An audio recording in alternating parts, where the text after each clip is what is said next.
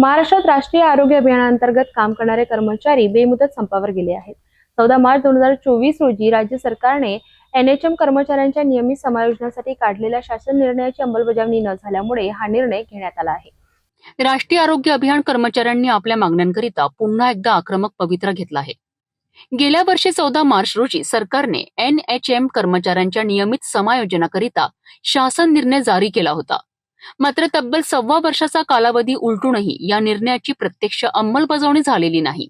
या विलंबामुळे कर्मचाऱ्यांमध्ये तीव्र नाराजी पसरली आहे। यासोबतच मानधनवाढ, रॉयल्टी बोनस, ईपीएफ, विमा आणि बदली धोरणांसारख्या अनेक महत्वाच्या मागण्याही प्रलंबित आहेत।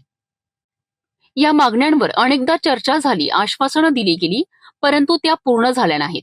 विशेषतः राज्याच्या आरोग्य मंत्र्यांनी 8 आणि 10 जुलै रोजी संघटना प्रतिनिधी मंडळाला समायोजन प्रक्रिया आणि इतर मागण्या पूर्ण करण्याचे आश्वासन दिले होते, परंतु त्यांची पूर्तता झाली नाही। परिणामी कर्मचाऱ्यांनी 19 ऑगस्टपासून बेमुदत आंदोलनाचा पवित्रा घेतला आहे। या आंदोलनामुळे जिल्ह्यातील सर्व आरोग्य संस्थांमधील सेवांवर गंभीर परिणाम होणार आहे। ब्लड बँक, डायलिसिस, लसीकरण, शस्त्रे, विविध अहवाल तसेच ऑनलाईन आणि ऑफलाईन स्वरूपाची सर्व कामे पूर्णपणे थांबवली जाणार आहे। यामुळे सामान्य जनतेला आरोग्य सेवा मिळण्यास मोठ्या अडचणी निर्माण होऊ शकतात। सरकार यावर काय उपाययोजना करते आणि कर्मचाऱ्यांच्या मागण्या कधी मान्य होतात हे पाहणे महत्त्वाचे ठरेल।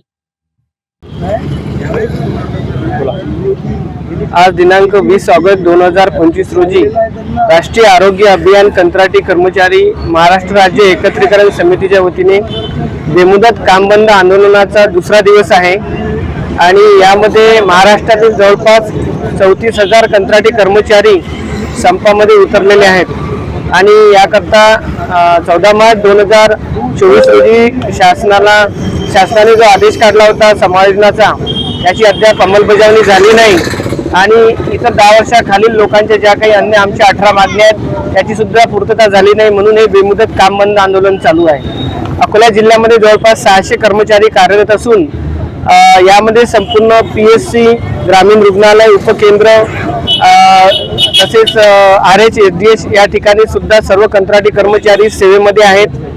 तसेच नुकताच महाराष्ट्रामध्ये अकोला जिल्ह्यात एनकॉस म्हणजे नॅशनल क्वालिटी असिस्टमेंट स्टँडर्ड ही टीम सुद्धा आलेली आहे आणि यामध्ये नुकताच बार्शी टाकळी तालुका, तसेच पातूर तालुका, तसेच तेलारा अकोट तालुक्यामध्ये सुद्धा या पथकांची व्हिजिट झालेली आहे आणि इथे जे एनकॉस टीमने ज्या ज्या प्राथमिक आरोग्य केंद्र आणि उपकेंद्रामध्ये व्हिजिट दिलेली आहे, इथे सर्व राष्ट्रीय आरोग्य अभियान च्या कार्यक्रमाचा आढावा घेतला जातो आणि इथल्या कर्मचाऱ्यांचे कार्य उत्कृष्ट असल्यामुळे अकोला जिल्हा सुद्धा मागील 1 वर्षामध्ये 1 नंबर राज्यामध्ये आहे। तसेच तिथल्या पीएचसी आणि उपकेंद्रांचा सुद्धा स्तर चांगल्या प्रकारे आहे, परंतु 19 तारखेपासून बेमुदत काम बंद आंदोलन असल्यामुळे कुठेतरी या राष्ट्रीय आरोग्य कर्मचाऱ्यांच्या सेवा खंडित झाली आणि ती रुग्णांना आम्ही देऊ शकत नाही। त्यामुळे कदाचित एनकॉस अंतर्गत जे काही राष्ट्रीय आरोग्य अभियानाचा आढावा घेतला जातो या कामावर सुद्धा परिणाम होण्याची दाट शक्यता आहे। राष्ट्रीय आरोग्य अभियानांतर्गत काम करणाऱ्या सर्व कर्मचाऱ्यांच्या बेमुदत आंदोलनामुळे राज्यातील आरोग्य सेवांवर ताण येण्याची शक्यता आहे। सरकारने दिलेले आश्वासन पाळून तात्काळ यावर तोडगा काढणे आवश्यक आहे। या आंदोलनामुळे रुग्णांना त्रास होऊ नये यासाठी लवकरात लवकर काहीतरी उपाययोजना केली जाईल अशी अपेक्षा आहे।